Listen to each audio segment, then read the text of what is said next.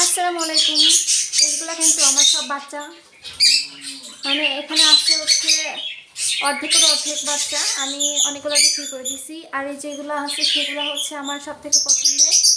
এগুলো পাচ্ছি, এগুলো রেখে দিচ্ছি। আলহামদুলিল্লাহ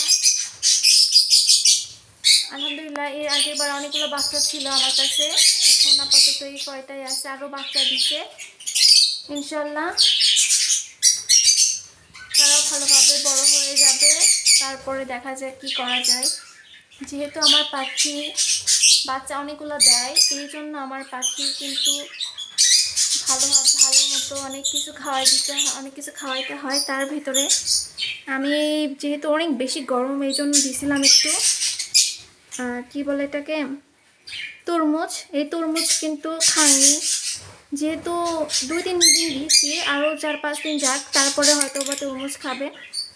এখনও খায়নি, খায় কিন্তু কম খায়। রেগুলার তাদের অনেক রুটিন আছে, সেগুলো আমার ফলো করতে হয়।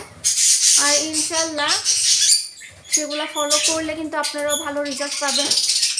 আমি এর আগে অনেকবার দেখাই দিছিলাম যে আমার পাখিদের আমি কি খাওয়াই।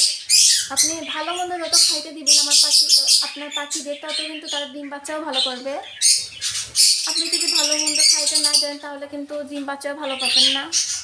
পাখির এনার্জি, ভিটামিন এগুলো সব ফিল আপ করতে হবে, তারপরে ডিম বাচ্চা ভালো করবে ইনশাল্লাহ। আপনাদের পাখিদের আপনি নিয়মিত খাবার দিবেন এবং সফট ফুড একটু বেশি দেওয়ার চেষ্টা করবেন। একটু গরম শাকসবজি দিবেন, এই কারণে পাখিদের যে